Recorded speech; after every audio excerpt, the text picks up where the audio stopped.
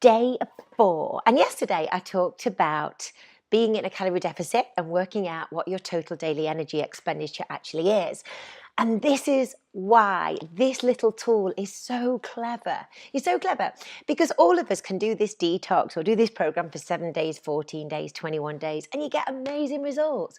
If you follow this, I promise you, you will get great results. You'll see your midsection de-bloat, you'll feel fitter, stronger, brain fog starts to go. You just feel so good.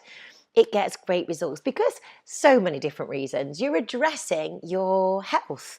So we're looking at your sleep, the quality of your food, making sure that you're in a calorie deficit, working out what is stressing you out through the day. That's always an important one. As you go through your day, notice what are the little stressors, the things that wind you up. You know, when you've got a short fuse, why are those things? What are those things? And can you get them out of your lives? It could be anything, social media, could be demands on your time, it could be just so many different things.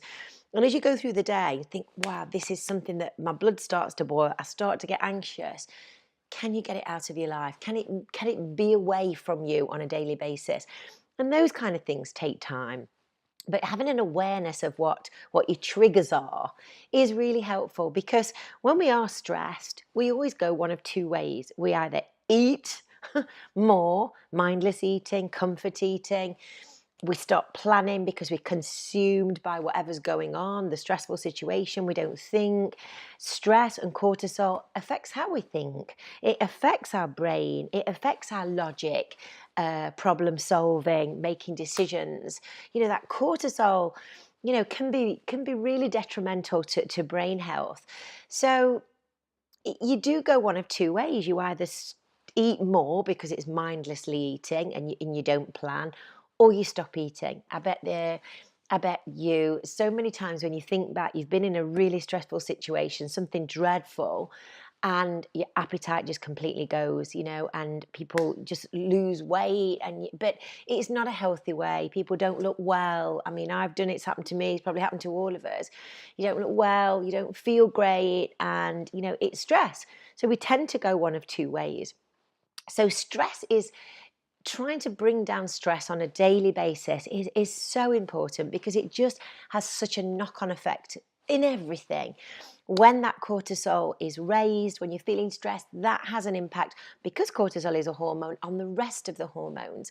So your sex hormones, your estrogen, progesterone, testosterone, all affected by stress.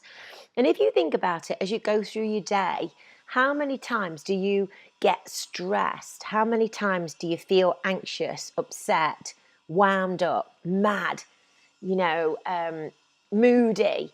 And I bet if you did a little graph, we'd all be kind of up, down, all the way. But when you get your nutrition on point, it's quite key to work out which parts of your nutrition might actually be adding to your stress. So you might comfort eat, so you eat sugar, or you eat really high carbohydrates or beige food.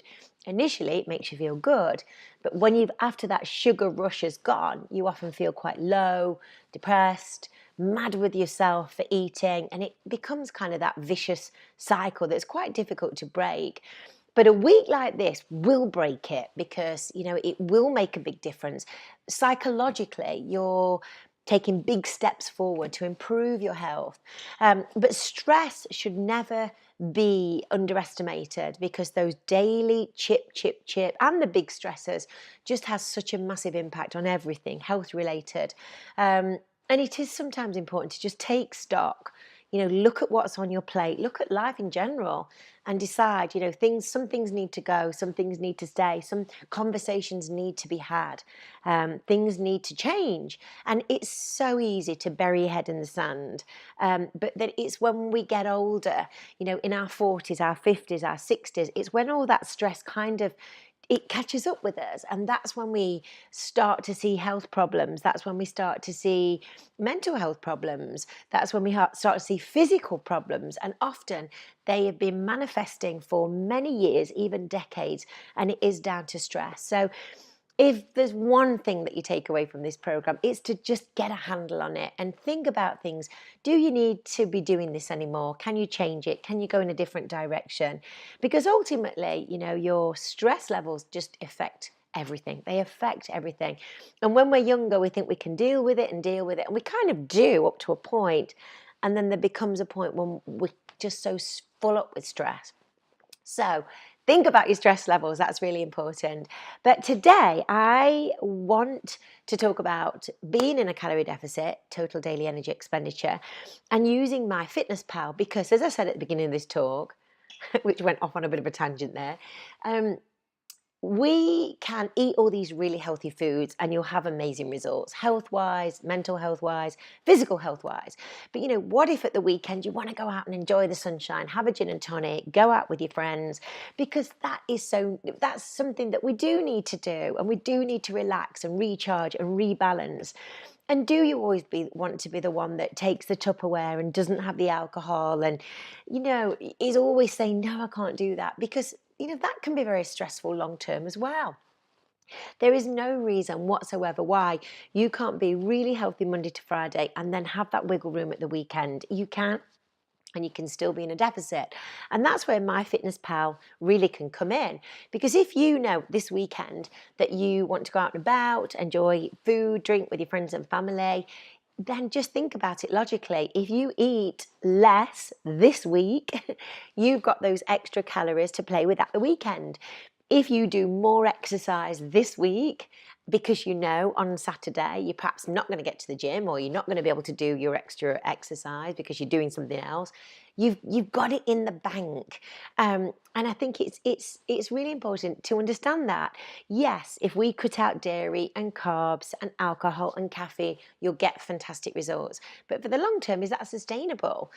Is that something that you want to do all of the time? Probably not. There's going to be times when you do want to indulge in those foods and enjoy them, and why not? Because that's going to be so helpful for your brain health. Knowing that you can have those foods. You can definitely have those foods and enjoy them. It's just about making sure that if you are going to do that and it's kind of planned, you can eat in a deficit. And if it's not planned and it happens, then the day after, when you don't feel like it, that's the day when you need to do an extra workout, when you need to lower down your calories, make sure that you're eating really unprocessed food and super clean. And that will really help counterbalance it and counteract it. So you can do all that with MyFitnessPal, because you can input everything in and you can see exactly where you are. It is a big learning curve, and I think you have to try all the different methods to see which one really works for you. Does intermittent fasting works for you? And ketogenic, because we're going to do a bit of a ketogenic style diet plan today. So I want you today to do an intermittent fast, so 16 hours from when you last ate. If you can go longer, brilliant. And I want you to really lower down the carbohydrates, and the only carbohydrates that you're going to be eating are veggie carbohydrates.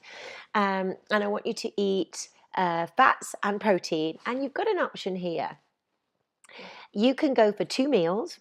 You can really enjoy your food, have plenty of food. And if you want to track it and put it into MyFitnessPal to make sure that you are eating in a deficit, then brilliant. If you don't want to track it, I can pretty much guarantee that you will be in deficit because you're doing an intermittent fast, because you have lowered.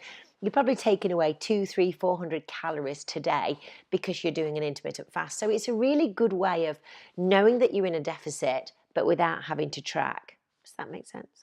So you've got 2 options here. And again, it's ketogenic. And also feel, how does this style of plan suit you?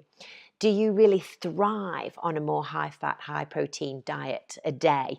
Do you feel that you've got lots of energy? Do you feel like you're on point mentally? Or do you feel hungry? Or do you feel like you're thinking about food all of the time? Or when you're in an intermittent fast, you find that really easy because you just know, I'm not going to be eating till 1 o'clock.